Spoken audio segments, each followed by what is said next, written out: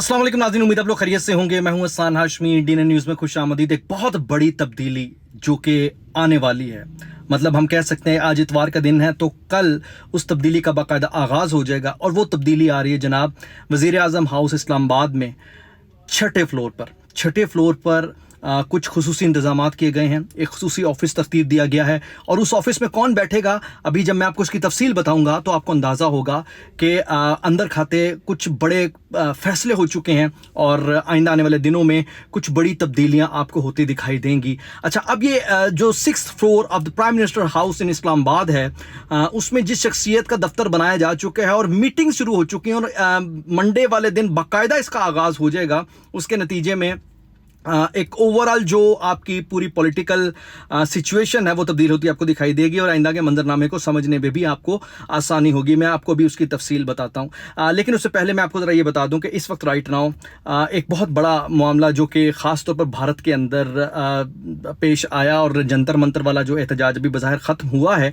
उसमें कुछ ऐसी चीज़ें सामने आ रही हैं जिसके बारे में बताया जा रहा है कि जनाब इस जंतर मंतर एहतजाज में शामिल होने वाले जो स्टूडेंट्स थे उनकी कुछ लिस्टें तैयार हुई हैं। तकरीबन 2,500 से 3,000 अफराद हैं जिनकी लिस्ट तैयार हुई है। उनको बाकायदा घरों से उठाया जा रहा है। और यहाँ एक बहुत खौफनाक बात यह है कि इस जंतर मंतर एहतजाज के अंदर एक बहुत बड़ा काम और जो कि अंदर खाते कहा जा रहा है कि मोदी कर गया है, वो डिलिमिटेशन एक बिल है जिसको वो पास करवाना चाहते थे और लोकसभा की जो नशिस्तें हैं उसे बढ़ाना चाहते थे, लेकिन उनके पास चूंकि मतलूबा तादाद नहीं थी तो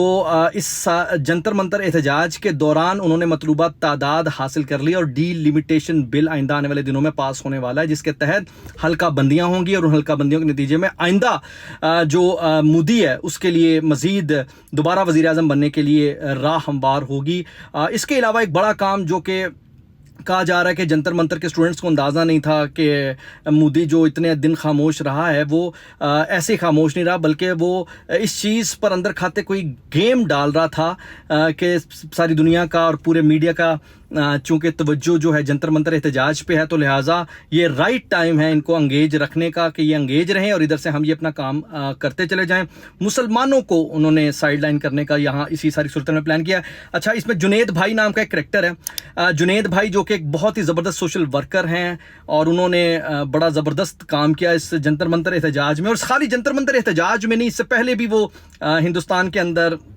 सोशल वेलफेयर का काम करते रहे, लेकिन जंतर मंतर एहतजाज में उन्होंने स्टूडेंट्स को खाना खिलाया, ये सारा कुछ किया। आप अंदाज़ा लगाइए कि अब जो सारा वबाल है वो मुसलमानों पर डालने का प्लान किया जा रहा है और इसमें जुनेद साहब जो हैं उनके घर वालों को उठाया जा रहा है, उनके सास ससुर को उठाया जा रहा है और कहा जा रहा है कि जुनेद साहब सरेंडर कर दें और ये जो फंडिंग है ये मुसलमान कर रहे थे और मुसलमानों ने ये किया, मुसलमानों ने वो किया। तो आप ज़रा अंदाज़ा लगाइए कि इस वक्त बड़ा इस वक्त सोशल मीडिया पर और इंडिया के अंदर ये बात हो रही है कि जनाब ये ट्रैप में आ गए मुसलमान और मुसलमानों को जंतर मंतर एहतजाज में शामिल होते हुए एटलीस्ट जंतर मंतर का वो कहते हैं कि हिस्सा नहीं बनना चाहिए था। और इस हवाले से लोग ये भी तनकीद कर रहे हैं कि देखें जंतर मंतर वालों ने मुसलमानों का तो नाम तक नहीं लिया, ये भी एक बहुत बड़ी बात थी। अब इस सारी सूरत हाल में जंतर मंतर के जो लोग हैं, जो मेन मरकज़ी क़यादत है, उन्होंने कहा है कि जनाब जुनेद भाई के साथ जो हो रहा है वो हम उसके ख़िलाफ़ भी एहतजाज करेंगे, लेकिन अभी फ़िलहाल ये एहतजाज चूँकि ख़त्म हुआ है, इस एहतजाज के बाद जंतर मंतर की जो मेन क़यादत है या उनकी कमर की हड्डी को तोड़ने के लिए कुछ प्लान आउट होगा। और ये भी सोशल मीडिया पर चल रही है कि ये जो जंतर मंतर है ये भी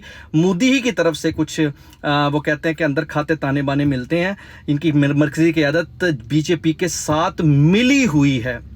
तो इस सारे मकसद, इस सारी प्लानिंग के अंदर अब देखते हैं कि आइंदा आने वाले दिनों में मामलात क्या होते हैं। और इस सिलसिले में मोदी सरकार जो ख़ास तौर पर डिलिमिटेशन के मामले पे अपना काम करना चाहती थी, अगर उनकी मतलूबा तादाद मुकम्मल हो गई है तो फिर आप तसव्वुर कीजिए खाली बात डिलिमिटेशन तक नहीं रहेगी, बल्कि फिर वो अपनी मर्ज़ी के जितने भी बिल हैं वो पास करवाते चले जाएंगे। लेकिन अभी फ़िलहाल वो गिरफ्तारियां करके नौजवानों को खौफ हरास करेंगे जो बाहर निकले थे अपने हक़ के लिए। अब आ जाइए पाकिस्तान की तरफ। पाकिस्तान में आप एक तो देखें कि 5 अगस्त को इस्लामाबाद आने की तैयारी की जा रही है और सोशल मीडिया पर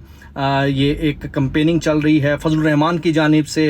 دھمکیاں لگائی جا رہی ہیں. تحریک انتشار کی جانب سے کہا جا رہا ہے کہ جناب وہ بھی اب جنتر منتر کی طرح باہر نکلیں گے, لیکن حقیقت جہاں پر یہ ہے کہ پاکستان کی عوام جو ہے اپنے گو کے بہت سارے مسائل کا شکار ہے. خاص طور پر یہ جو ان کا ایک بہت ہی خوفناک قسم کا پیٹرول کا مسئلہ ہے, عام ضرورت زندگی کا مسئلہ ہے, لیکن اس کے باوجود جو مقاصد لے کر پاکستانی عوام کو بھڑکانے کی کوشش کی جا رہی ہے, ان مقاصد کے اندر یا ان عزائم کے پیچھے چونکہ نیت ٹھیک نہیں ہے, تو لہٰذا اس کے کوئی خاطر خواہ نتائج ہوتے دکھائی نہیں دے رہے. دشمنوں کی طرف سے بہت زبردست طریقے سے پاکستان کو ریٹیلیٹ کرنے کی کوشش کی جا رہی ہے, دہشت گردی کے واقعات کو بڑھانے کی کوشش کی جا رہی ہے. پاکستان کی فوج کی جانب سے بڑی زبردست جوابی کارروائی کے نتیجے میں روزانہ کی بنیاد پر دہشت گردوں کا صفایا اور کلاکامہ جاری ہے. اسی دوران ایک پورا جو منظرنامہ بن رہا ہے وہ منظرنامہ بڑا انٹرسٹنگ ہے, اور وہ منظرنامہ ہے سیاست کا. اور سیاست میں ایک شخصیت ہے جن کا نام ہے حمزہ شہباز. حمزہ شہباز صاحب جو ہیں وہ ہیں وزیر اعظم پاکستان شہباز شریف صاحب کے صاحبزادے, اور آپ کو پتہ ہے کہ وہ ماضی میں جب پرویز الہی صاحب کو تحریک عدم اعتماد کے نتیجے میں ہٹائے گئے تھے تو کچھ دیر کے لیے وزیر اعلیٰ پنجاب بھی بنے تھے, لیکن حمزہ شہباز اس پورے منظرنامے میں ہمیں غائب دکھائی دیے. اور وزیر اعلیٰ پنجاب کے لیے مریم نواز آ گئی ہیں اور بڑا اچھا کام کر رہی ہیں, لیکن حمزہ شہباز کے در یہ بات ایک بہت بڑا سوال تھا جس کا جواب اب یہ آ رہا ہے کہ اب ایک بہت بڑا کام ہوا ہے, اور وہ کام یہ ہوا ہے کہ وزیر اعظم ہاؤس شہباز یعنی شہباز شریف صاحب کا جو اسلام آباد میں آفیشیل گھر ہے جو کہ گورنمنٹ آف پاکستان کا ہے, اس کے 6th فلور پہ یعنی 6ٹھے فلور پر ایک بڑا زبردست لیوش آفس تیار کر لیا گیا ہے, اور وہ آفس جو ہے وہ حمزہ شہباز صاحب کو دیا جائے گا. کل منڈے سے وہ باقاعدہ اس آفس میں بیٹھیں گے اور اپنا کام کریں گے, اور انہیں باقاعدہ پبلک اکاؤنٹ کمیٹی کے معاملات دیکھنے کے لیے دیے جا رہے ہیں. اس کے علاوہ سینئر وزیر کا عہدہ دیا جا رہا ہے, اور اس میں مختلف ٹاسک جو ہیں جو کہ ان کے حوالے کیے جائیں گے. موجودہ حالات میں شہباز شریف صاحب کے صاحبزادے یعنی حمزہ شہباز, جو کہ منظر سے کسی بھی حوالے سے ہمیں نظر نہیں آ رہے تھے, اور لاسٹ ٹائم آپ نے دیکھا کہ بسنت کے دنوں میں بھی پنجاب کے اندر ہمیں حمزہ شہباز صاحب کسی ایکٹیویٹی میں دکھائی نہیں دیے, کسی خصوصی طور پر گڈی بازی پتنگ بازی میں اس طرح دکھائی نہیں دیا, لیکن ان کی ایک ویڈیو آئی تھی جو انہوں نے بڑے زبردست طریقے سے بسنت کو منانے کی وائرل کی تھی, جو کہ وائرل ہوئی بھی. لیکن حمزہ شہباز کا وزیر اعظم اور وفاق کے اندر آنے کا مطلب کیا ہے, یہ یقیناً بہت سارے لوگ جو ہیں اس کو سیدھا سیدھا معاملات کو سمجھ رہے ہیں, اور کہا جا رہا ہے کہ ایک بڑی تبدیلی کا پیش خیمہ ہو سکتا ہے. تو اب دیکھتے ہیں آئندہ آنے والے دنوں میں سیاسی اونٹ کس کروڑ بیٹھتا ہے, اور خاص طور پر وفاق کے معاملات میں جو اس وقت تبدیلیاں آ رہی ہیں وہ بتایا جا رہا ہے کہ جناب بڑے بڑوں کے لیے ٹھیک نہیں ہیں, پرابلمیٹک ہیں. Let's see, hope for the best.